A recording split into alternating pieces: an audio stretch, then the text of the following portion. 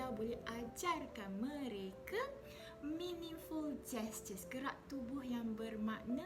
Anda ada anak kecil yang berumur 0 ke 12 bulan tapi tak tahu cara nak berkomunikasi dengan mereka. Tips yang terakhir, tips yang kelima, apa yang anda boleh buat ialah anda boleh ajarkan mereka meaningful gestures, gerak tubuh yang bermakna, juga bunyi-bunyi yang bermakna, meaningful sounds. Okey? Kenapa nak ajar? Ini senang saja jawapannya, supaya anak anda menggunakan bunyi-bunyi bermakna serta gerak tubuh yang bermakna nanti bila mereka berkomunikasi kelak. Jadi, gerak tubuh bermakna apa yang anda nak ajar? Bye-bye, hai, ataupun kita tunjuk supaya dia boleh belajar tunjuk, sebab tunjuk ni penting. Okey?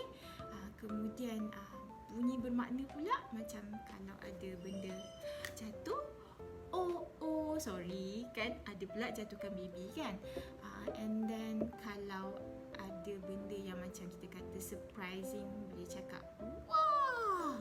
Okay, animal sounds also a good meaningful sounds yang anda boleh ajar.